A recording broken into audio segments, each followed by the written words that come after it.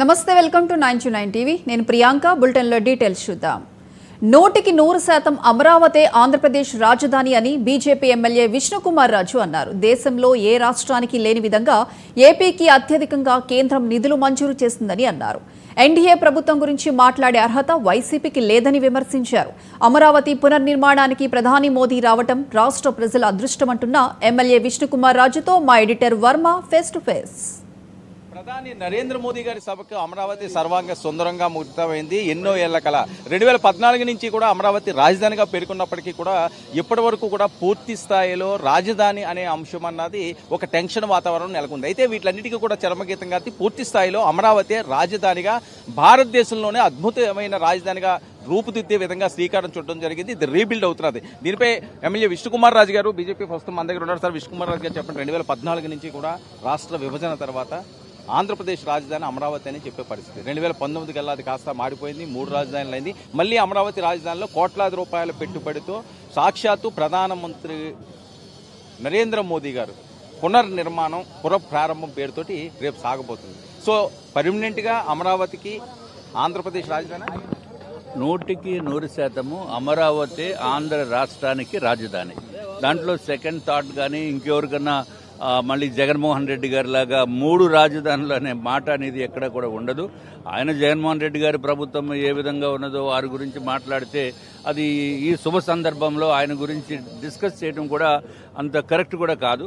కాబట్టి ఈ ఆంధ్ర రాష్ట్రానికి ప్రధానమంత్రి నరేంద్ర మోడీ గారి నేతృత్వంలో ఎన్డీఏ ప్రభుత్వము భారతదేశంలో స్వాతంత్రం వచ్చిన తర్వాత ఏ రాష్ట్రానికి చేయనటువంటి అత్యధిక నిధులు ఇక్కడ ఇస్తూ ఆంధ్ర రాష్ట్రము ఎంతో ఇబ్బంది గురైపోయింది క్రింద 5 సంవత్సరాల్లో అని కూడా తెలిసి అత్యంత అద్భుతంగా సహాయ సహకారాలు అందించడం అనేది ఆంధ్ర రాష్ట్ర ప్రజల మనసుల్లో ఉండిపోతుంది. కలకాలం కూడా ప్రధానమంత్రి నరేంద్ర మోడీ గారు రేపొద్దున చేపట్టబోయే కార్యక్రమం పునర్నిర్మాణ కార్యక్రమం అనేది అత్యంత అద్భుతమైన కార్యక్రమంగా భావించవలసిన అవసరం ఉంది. సో గతంలో వచ్చినప్పుడు ప్రధాని నరేంద్ర మోదీ గారు నీళ్లు మట్టి తెచ్చారు తప్పించి ఏమీ ఇవ్వలేదు అని చెప్పి వైఎస్ఆర్సీపీ హ్యాండిల్స్ నుంచి ఈ రోజు పెద్ద ఎత్తున ట్రోల్ అవుతుంది. రేపు వస్తున్నారు కదా, చూద్దాం ఏమిస్తారు. వైఎస్ఆర్సీపీ గురించి మాట్లాడటమే ఎవరన్నా వాళ్ళకి ఉన్నది అదొక్కటే.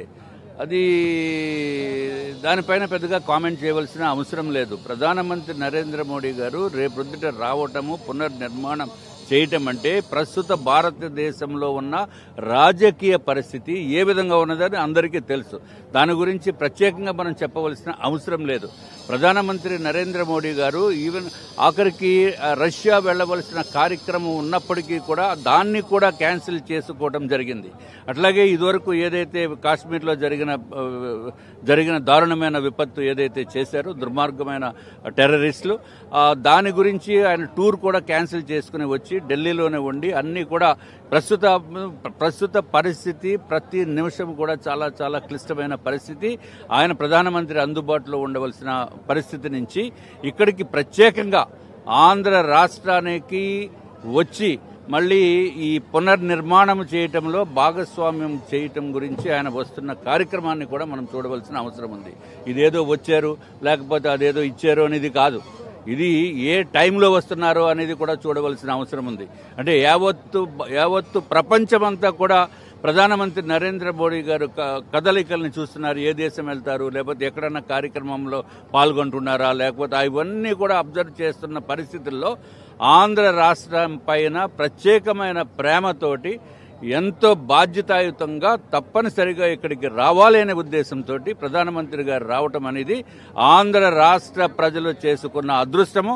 అట్లాగే చంద్రబాబు నాయుడు గారు ఆయన ఎంతో విజన్ తోటి ఎంతో మంచి దృక్పథంతో స్టేట్ ని ఎంతో అభివృద్ధి చేయాలి, కంప్లీట్ గా సర్వనాశనమైన స్టేట్ ని మళ్లీ పైకి తీసుకుని రావాలి అనే ఉద్దేశంతో చంద్రబాబు నాయుడు గారు, పవన్ కళ్యాణ్ గారు, అట్లాగే భారతీయ జనతా పార్టీ కూటమి అభ్యర్థులు, ఆ కూటమి పార్టీ అంతా కలిసి ఈ రాష్ట్రాన్ని పునర్నిర్మాణం చేయటము అట్లాగే ప్రధానమంత్రి నరేంద్ర మోడీ గారి స్వహస్తాలతోటి రేపు ఎన్నో పెద్ద ఎత్తున కార్యక్రమాలు చేపట్టడం జరుగుతుంది. భారతీయులకి ఇప్పుడు భద్రత కరువైంది.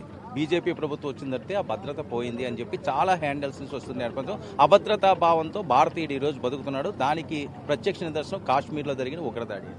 అది పచ్చి తప్పు. అంతకుముందు ప్రధానమంత్రి నరేంద్ర మోడీ గారు రాకముందు పరిస్థితి, ఆయన ప్రధానమంత్రిగా చేపట్టక ముందు కాంగ్రెస్ ప్రభుత్వం రూల్ చేసేటప్పుడు ఏ రోజు కూడా ఏదో ఇన్సిడెంట్స్ జరుగుతున్న పరిస్థితి నుంచి ఎక్కడా కూడా ఇబ్బందులు లేనటువంటి పరిస్థితి తీసుకొచ్చినప్పటికీ కూడా దేశభక్తి అనేది లేనటువంటి వ్యక్తులు ఈ విధంగా మాట్లాడటం అనేది చాలా దురదృష్టకరము. ఎప్పుడు కూడా మీకు 1,00,000 మందిలో ఎవడో ఒకరు ఉంటారు ఆ విధంగా మాట్లాడటానికి, వాళ్ళకి సోషల్ మీడియా తోడయ్యి అటువంటి ప్రచారం అనేది తప్పు. దాన్ని తీవ్రంగా ఖండిస్తున్నాం. సరే, ఎన్డీఏ చాలా కీలకమైన సమయం ఇది.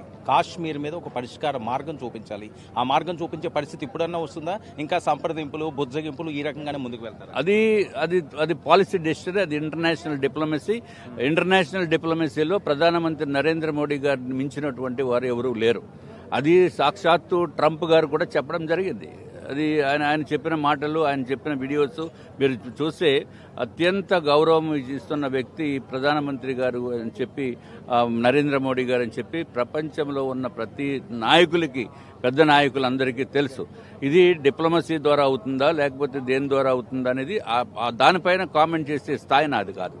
సో పాకిస్తాన్కి బుద్ధి చెప్పాల్సిన అవసరం లేదు. ఒక భారతీయుడిగా చెప్పండి, బీజేపీ తరపు నుంచి కాకుండా. పాకిస్తాన్కి తప్పనిసరిగా బుద్ధి చెప్పవలసిన అవసరం ఉంది. అది ఆర్ఎస్ఎస్ చీఫ్ మోహన్జీ భగత్ కూడా చెప్పడం జరిగింది. తప్పు చేసిన వాళ్ళకి శిక్ష తప్పదని చెప్పడం జరిగింది. ఏదైనా ఇంటర్నేషనల్ వ్యవహారాల్లో ముందు చెప్పి ఎవరు చేయరు, చేసిన తర్వాత తెలుస్తుంది. అంటే చాలా సార్లు అమాయకంగా ప్రాణాలు చాలా మంది కోల్పోవడం జరిగింది సార్. ఇప్పుడు అదే ధోరణి జరుగుతుంది కదా అని కదా చాలా మందిలో ఉన్నాను. అది మీరు ఒక ఇన్సిడెంట్, దురదృష్టకరమైన ఇన్సిడెంట్, దాన్ని ప్రతి భారతీయుడు కూడా ఖండించవలసిన అవసరం ఉంది. ప్రతి భారతీయుడి మనసుల్లో రగిలిపోతున్న అంశం అది.